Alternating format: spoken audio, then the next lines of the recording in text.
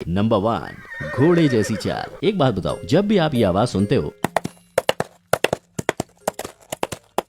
तब आपका दिमाग ऑटोमेटिकली घोड़े पर चला जाता है ना? लेकिन अगर मैं कहूँ कि आपका दिमाग बहुत गलत दिशा में दौड़ रहा है, क्योंकि असल में ये तो नारियल के छिलके की आवाज है। जी हाँ, और ये सीन जो हमने बाजीराव मस्तानी में देखा था, जहाँ रणवीर सिंह अपने घोड़े पर सवार जंग लड़ने के लिए भागे जा रहे हैं, उसकी भी आवाज कुछ इसी तरह बनाई गई थी। और ये कमाल का टैलेंट के पीछे बोले आर्टिस्ट सज्जन चौधरी और करनैल सिंह का हाथ है, जिन्होंने नारियल के छिलके की मदद से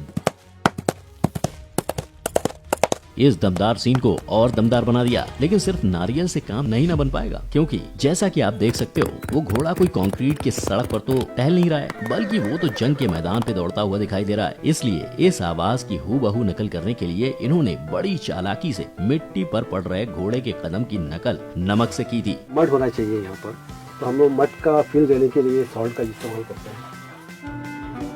वैसे यहाँ आपको जानकर हैरानी होगी कि ये नारियल और घोड़े की चाल का कनेक्शन सबसे पहले 1975 की picture Monty Python and the Holy Grail से ली गई थी,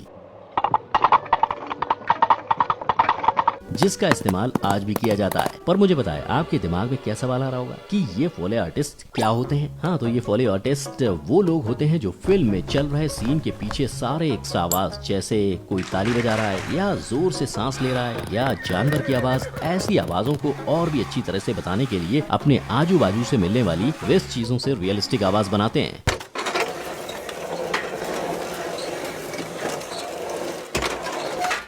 इन्हीं आवाजों की कारीगरी करने में लगभग 1 से 6 लाख तक का भारी भरकम खर्चा प्रोड्यूसर को लगता है। लेकिन आखिर क्यों एक मूवी पर अलग से इतना सारा खर्च करके इन अतरंगी चीजों का इस्तेमाल किया जाता है, जब टेक्नोलॉजी इतनी एडवांस हो चुकी है? तो भाई, इंडस्ट्री के लोगों की माने तो चाहे जितने भी नए और आधुनिक साउंड टेक्नोलॉजीज क्यों ना आ जाएं, एक लाइव साउंड रिकॉर्ड करके मूवी में इस्तेमाल करने का इफेक्ट कुछ अलग ही होता है।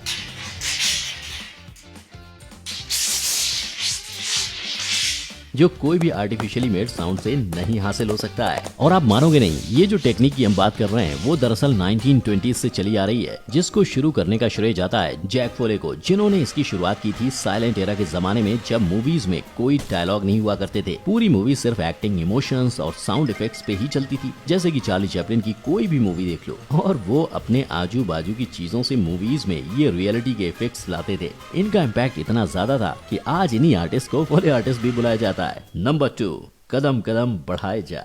तो सीन कुछ ऐसा है कि हम जब बड़े पर्दे पर कोई हीरो या विलेन की एंट्री देखते हैं, तब उनके कदमों की आवाज से ही एकदम साफ पता लग जाता है कि भाई कोई तो दमदार कैरेक्टर की एंट्री हो रही है। पर आखिर ये फीलिंग के पीछे क्या राज हो सकता है? अरे भाई, यहाँ भी हमारे फोले आर्टिस्ट ही अपना जादू दिखाते हैं, और ऐसा वो खुद अलग अलग जूते पहनकर करते हैं। लेकिन ये गलतफहमी में मत रहना, हर एक्टर एक्ट्रेस की चाल के लिए एक ही जूता इस्तेमाल किया जाता होगा, क्योंकि मजेदार बात तो ये है कि इन फोले आर्टिस्ट को भी हर कैरेक्टर के हिसाब से उनके कदम और चाल की आवाज की नकल करनी पड़ती है। जैसे कोई गब्बर की तरह आइकॉनिक विलेन हुआ, तो उसके चलने की स्टाइल भाग मिल्खा भाग के मिल्खा से बहुत अलग होगी। उसी तरह अगर कोई नाजुक सी हीरोइन की नजाकत भरी चाल को आवाज देने की जरूरत पड़ जाए, तो उस रोल के लिए भी अलग से जूते चुने जाएंगे। और इन फोले आर्टिस्ट को इन एक्ट्रेस की इसी नजाकत को अपने स्टूडियो में अपने तरीके से बनाना पड़ता है। यानी देखा जाए तो इन फोले आर्टिस्ट को भी किसी एक्टर या एक्ट्रेस की तरह हर कैरेक्टर को बहुत ध्यान से समझना पड़ता है, और तभी जाके वो सही तरीके से उनकी चाल की आवाज देने में सफल हो पाते हैं।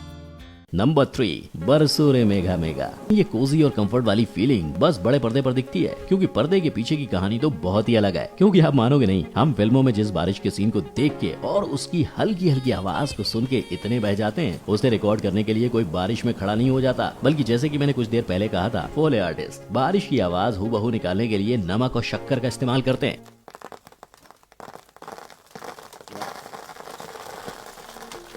और सिर्फ इतना ही नहीं, उन लोगों को इस बात का भी ख्याल रखना पड़ता है कि फिल्म के सीन में बारिश कितनी तेजी से गिर रही है या फिर हल्की हल्की ही गिर रही है। यानी इन्हें हर उस बात का ख्याल रखना होता है जिस बात पर शायद किसी दर्शक का ध्यान भी ना जाता होगा। नंबर 4, नादान परिंदे। अच्छा, तो दर्शकों एक बात बताओ, क्या आपने कभी किसी पंछी और अपने वॉलेट में कोई भी समानता देखी है? आई एम श्योर आपने नहीं देखी होगी, पर हमारे कमाल के फोले आर्टिस्ट को ये समानता दिखाई देती है। अब इससे मेरा मतलब ये है कि जब भी कोई फिल्म में पक्षी या परिंदे को उड़ने या उसके पंखों को फड़फड़ाने की आवाज को बताना होता है, तब ये फोले आर्टिस्ट और कहीं नहीं बल्कि अपने पीछे की पॉकेट में ही हाथ डालते हैं।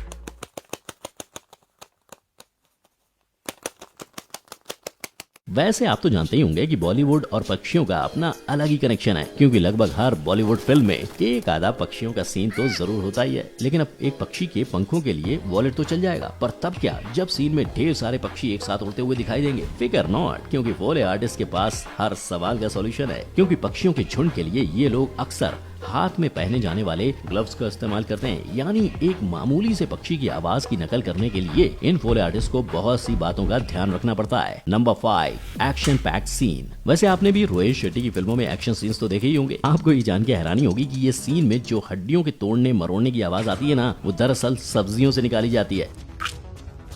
जी हाँ, दरअसल फ्रिज में पड़े हुए गोभी को अगर माइक्रोफोन के सामने कुचला जाए तो एकदम डिट्टो हड्डियों के टूटने की आवाज आएगी। यही नहीं, ऐसे और भी तरीके हैं जिससे हड्डी के मरोड़ने की आवाज निकाली जाती है, जैसे सेलरी या फिर कच्चे पास्ता से भी। वैसे ये तो बात हुई हड्डियों की, पर अगर तुम किसी फाइटिंग सीन को देखो तो सिर्फ हड्डियां तो नहीं टूटी है ना, विलेन और हीरो के बीच में एक आधा मुक्का और लात भी पड़ ही जाती है। इन पंचिंग और किकिंग के सीन्स में आवाज डालने के लिए ये लोग अपने आप को ही पीट लेते हैं। और आप मानोगे नहीं, कभी कभी अगर सीन में एकदम दमदार पंच को दिखाना पड़ जाए तो ये लोग कच्चे मांस का भी इस्तेमाल कर लेते हैं। अब इससे होता क्या है, ये मांस को पंच करने से जो आवाज निकलती है वो हूबहू किसी को सच्ची में पंच कर रहे हो वैसी लगती है। अब पंच तो थोड़ा इंटेंस हो गया। मान लो कि साधारण से थप्पड़ वाले सीन पर आवाज डालनी पड़ जाए तो ये फोले आर्टिस्ट चप्पल से अपना काम चला लेते हैं। वहीं अगर कोई जंग का सीन दर्शाना है, जैसे अगर हम बाजीराव मस्तानी के सीन की बात करें, तो फोले आर्टिस्ट अपने पास मौजूद अलग अलग प्रॉप्स की मदद से उस सीन को और बेहतर बना देते हैं। बेसिकली इन सारी चीजों से एक बात तो एकदम क्लियर हो जाती है कि बस मूवी बना देने से काम खत्म नहीं हो जाता, बल्कि वो तो बस 30% जितना काम होता है। बाकी का सारा मिर्च मसाला और मैजिक तो ये साउंड डिपार्टमेंट वाले और एडिटिंग वाले करते हैं। तो अगली बार जब आप कोई मूवी देखने जाएं तो ध्यान से कान खोल कर साउंड इफेक्ट्स पर जरूर ध्यान लगाना। क्या पता आपको इस वीडियो में दिखाई गई कोई रेफरेंस ही मिल जाए।